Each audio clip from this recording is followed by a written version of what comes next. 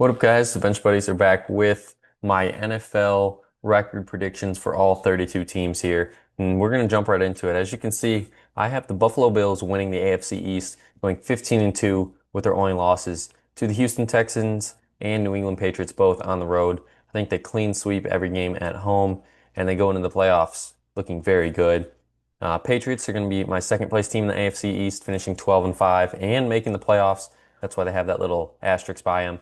I think they're going to be very good this year under Mike Vrabel in his first year. Drake May takes another step forward. TreVeyon Henderson has a great rookie season, and that receiving room, adding Stephon Diggs and adding rookies to that room as well, is just going to make this offense go. And obviously, Vrabel with defense, we know how that goes. So I don't know. I just think the Patriots are in a good spot here this year. And then not in a good spot are the Jets and the Dolphins. Jets another letdown year, but I don't think too many people are expecting to do too much. But the Dolphins, I have a big letdown year. I think they're due for this whole thing to kind of come crumbling down. I wouldn't be surprised if Tyreek Hill is traded at the trade deadline after their bad start, which I have them having.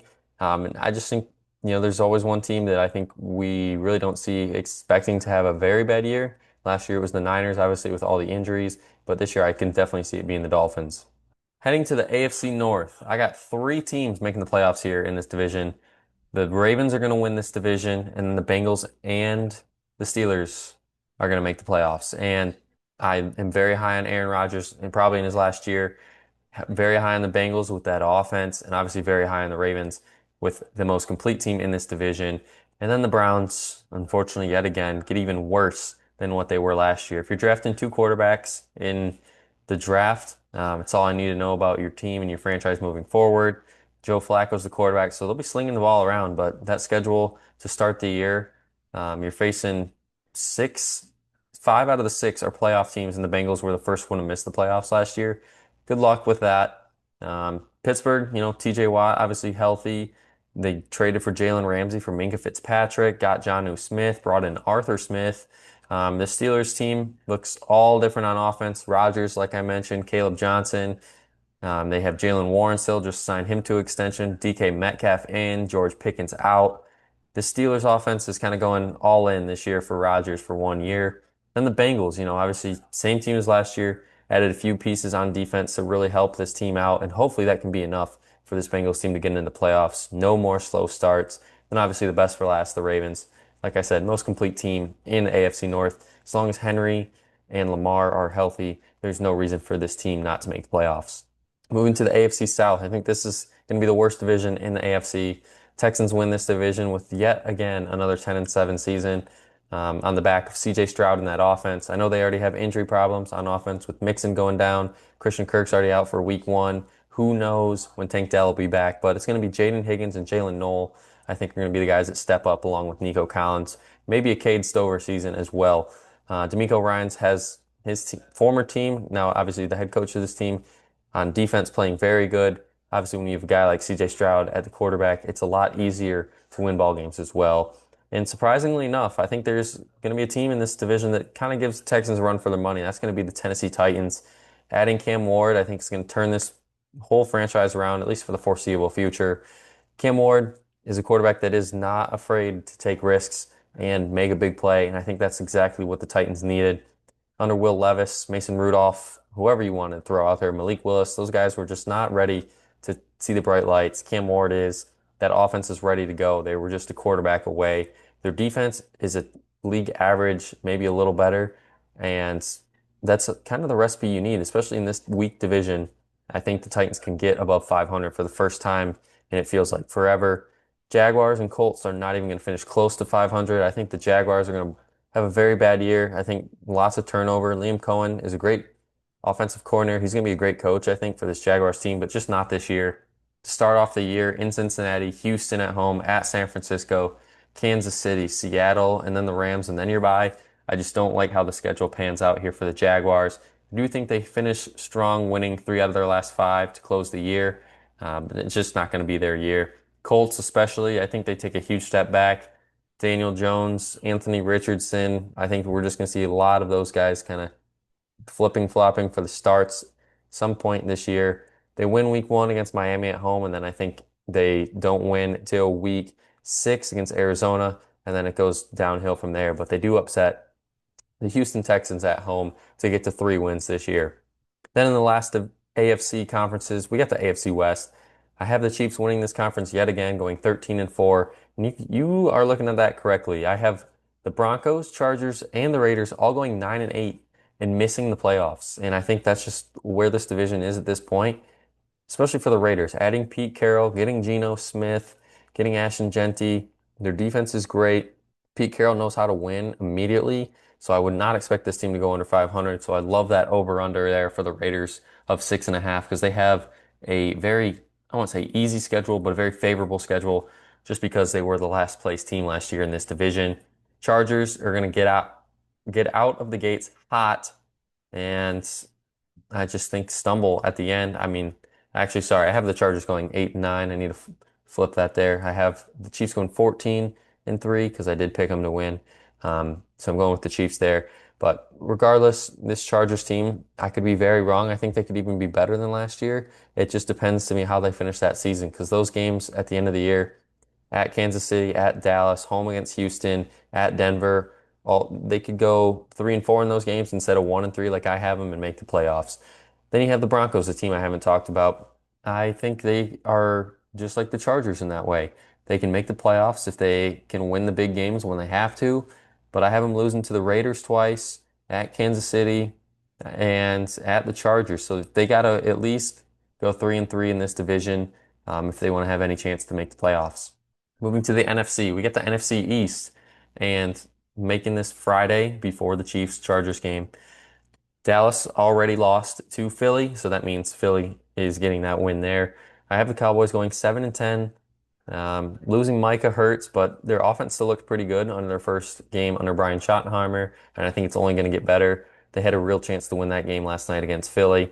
The Giants right there in the middle of both those teams, 4-13. I think they start the season off to a promising start, and then I think they just start to slide. Jackson Dart probably takes over somewhere around that Chicago, Green Bay, Detroit game whenever they're playing an NFC North team. I think Jackson Dart will take over and be the guy from there on out.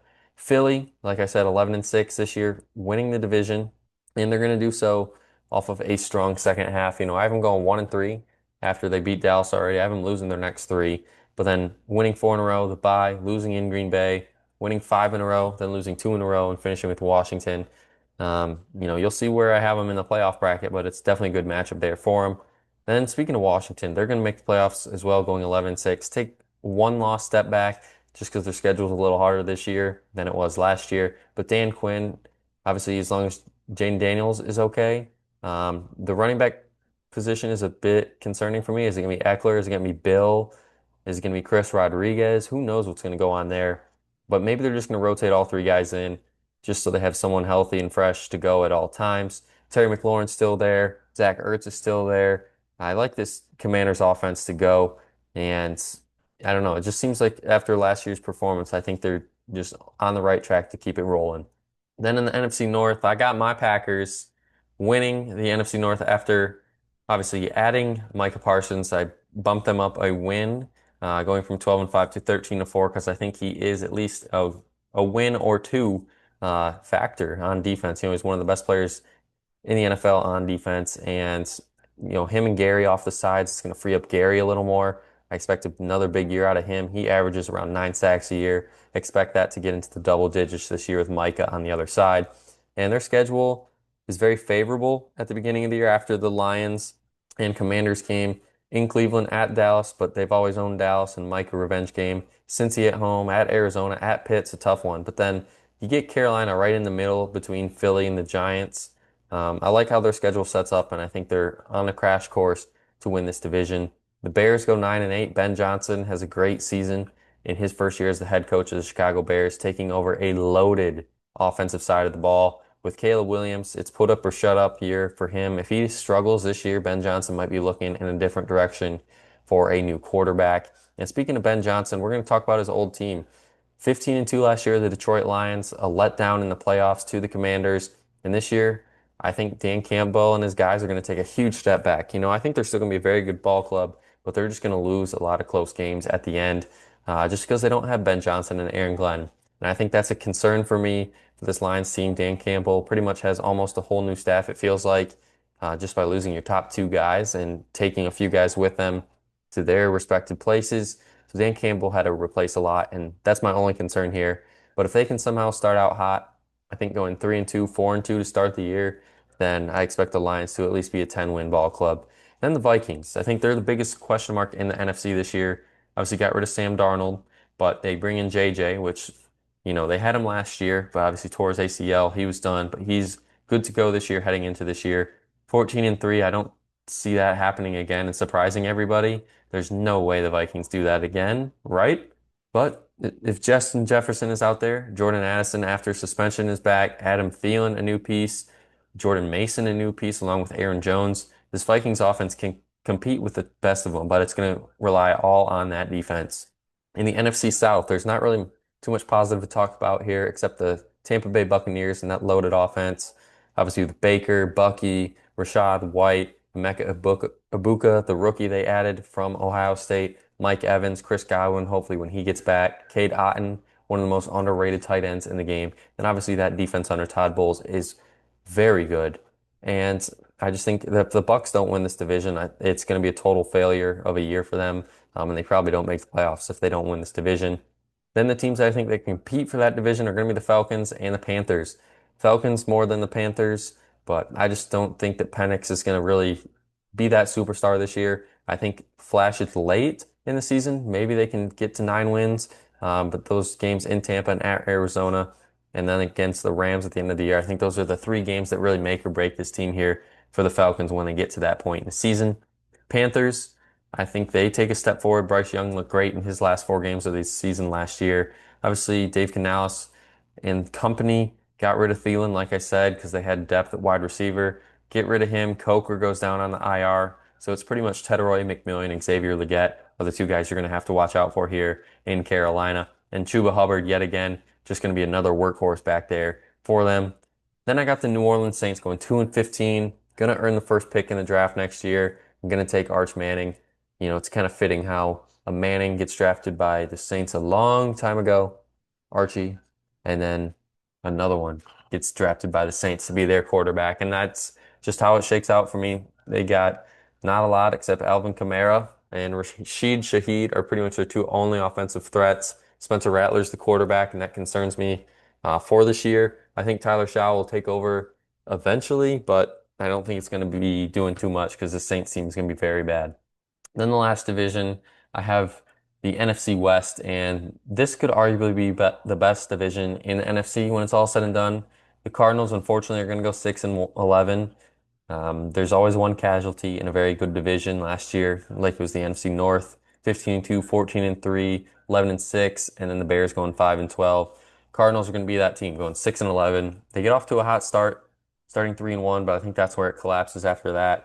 Kyler's a good quarterback. That offense is ready to succeed, but one of these teams here in this division, like I said, is just not going to take that big step forward. And unfortunately, it's going to be the Cardinals. And I guess you could argue it could be the Seahawks as well, because I have them going 7-10. I exceeded expectations last year, but Sam Darnold coming in off of one career year, I don't want to overthink it, but I just don't see the hype there building into the Seattle team. They got Cooper Kupp to replace DK, who obviously they traded in the offseason to Pittsburgh. Got rid of Tyler Lockett. Still have Kenneth Walker and Zach Charbonnet, so this is going to be a run-heavy team. And I just don't think it's going to work out here, at least this year, for the Seattle Seahawks. And it is going to work out there for the Los Angeles Rams, but they won't make the playoffs. Yeah, I have them going 10-7, and they're not going to make the playoffs.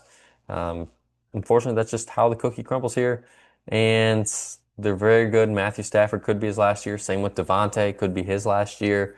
Obviously, Puka and Kyren are the workhorses of this offense, but the defensive front is what we're really going to have to look at here for the Rams because it's one of the most dominant ones in the NFL. And if they can keep putting on clinics every week, don't be surprised if they somehow wiggle their way into the playoffs. And then I have a huge year for the San Francisco 49ers bouncing back and concern already for Christian McCaffrey week 1 with a calf injury. Who knows what that's going to happen, but he could week 1 go for 160 and 2 touchdowns and it's all nothing. But it is something to monitor here before week 1 against the Seahawks.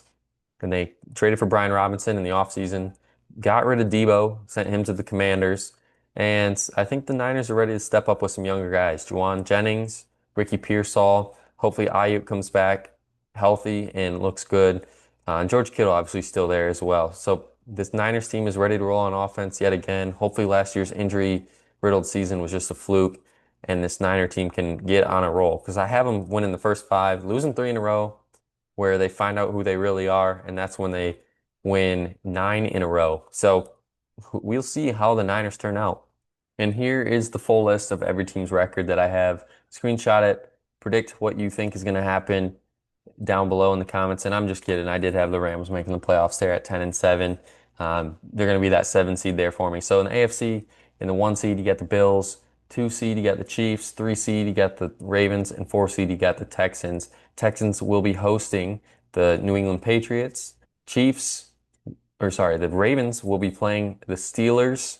That's a great matchup. And then the Bengals will be traveling to Kansas City there in the wild card round. Then the NFC, you're going to have the Niners hosting the Chicago Bears.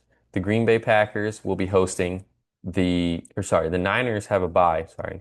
The Niners have a bye there. So it'll be the Green Bay Packers hosting the Chicago Bears in the first round. That'll be a game to feed families. Then you'll have the Philadelphia Eagles playing the Los Angeles Rams. And then it'll be the Bucks versus Commanders, which will be another great game there in the playoffs. So a lot of good games here if that is the case. But that's it for my video this week. Come back end of the year to see how I did predicting these teams. Till the next time, Bench Buddies are out.